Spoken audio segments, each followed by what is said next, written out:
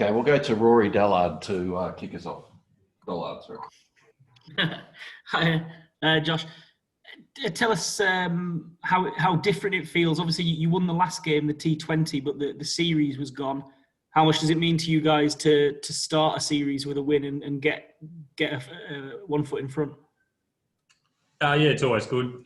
Get ahead of the eight ball, I guess, and get a bit of momentum even from that T20 that we had. A few guys playing their first game of the tour and the first game in a long time, which is, I think, benefited us for this game, with probably especially myself and Mitch Marsh. So, I think everyone benefit from today as well, to get some miles in the legs for a one-day cricket. It's a different game, different format. So, but as you said, it's great to get a win first up. How about that new ball spell that you turned in? I mean, Jason Roy and Johnny Bairstow have done quite a lot of damage to attacks over the years, including Australia. Penning them in the way you did must have been tremendously satisfying. Yeah, it is. I mean, England's top order have probably been, the form top order, in the last 3 or 4 years. So I guess it's a good measure of where you're at. And if, we can peg them to, I think it was 2 for 30 or something in the first 10.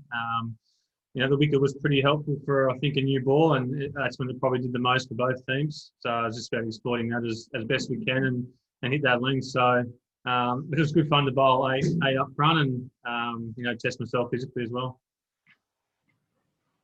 Julian Dyer. Well bowled, Josh.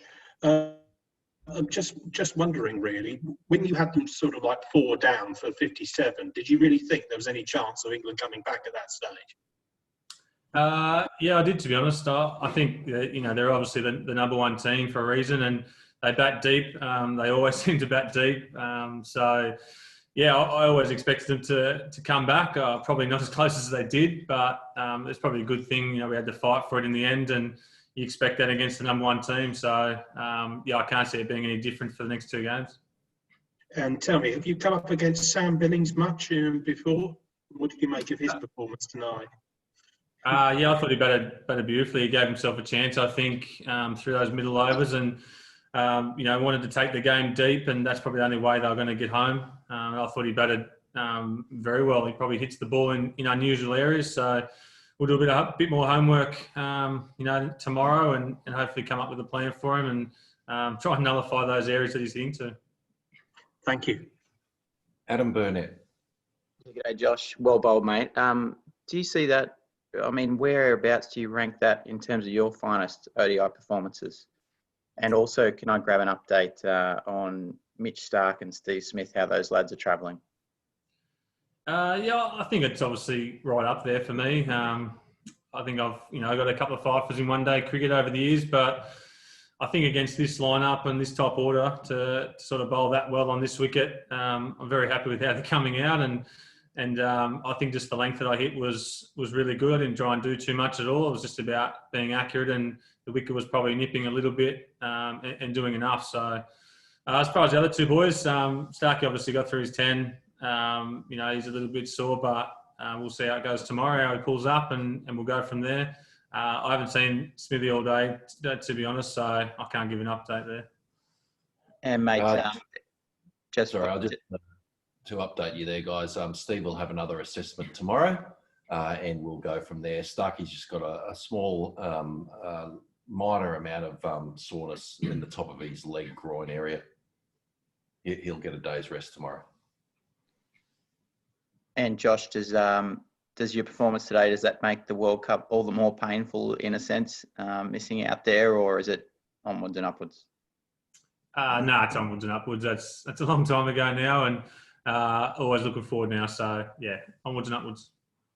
Thank you. Rob Johnston. Hi, Josh. You touched on it there about your opening spell. Not a huge amount of variation, sort of hitting that length consistently. Was that a plan that you sort of had thought about before the game, or was that something you realised after a couple of overs and thinking there's some movement there? We looked at the way they bowled a little bit.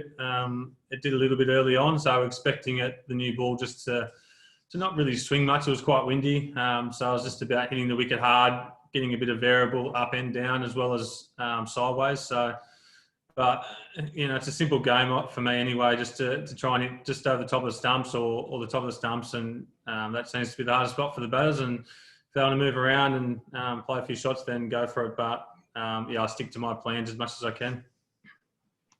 Thank you. Oliver Caffrey. Ollie? Hey, Josh, you obviously had that time out of the one-day side last year. How have you gone about improving your 50-over game? And you're obviously feeling confident at the moment playing this format? I'm not too sure. I haven't really put much work into it in particular. Just stick to my strengths really, which is, again, what I did today. And probably, I guess, during T20 time and a bit during the Big Bash and even next probably month and a half in IPL, just to work on a few different change-ups and whatever, and learn from a few of the T20 guys who do it, year round, really knuckle those changes down. But when you get a wicket like that, and I'm going to bowl quite a bit up front, I think majority of the time, then it's just sticking to my strengths and hitting the wicket hard and getting the ball in a good area and trying to get something out of the wicket. So that's more of my test match stuff. And I guess if I bowl in different times of the game, then it's about adapting and using those variations I've worked on at different times. Adam Burnett. Yeah, just one more from me, Josh. A couple of nice catches, mate. Can you talk us through those? Not too sure how to talk you through the first one. I think that the harder the balls hit back of the bowler, sometimes they're easier than the ones that are chipped back. It's quite hard to judge the distance, I guess, and probably the reaction ones are easier than the ones that are just chipped back like a leading edge slow. So, and as far as the other one, we've been doing quite a fair bit of work, on our fielding the last few weeks since we've been here, and it's probably just more of the athleticism I've gained probably the last few months, even in Sydney, just doing some good power and even flexibility work just to move around the field a bit better. So, I'm happy to hang on to them. Thank you. Thank you, guys. Thanks, everyone, for joining, and we'll catch up with you all in the next few days. Cheers, guys. Thanks.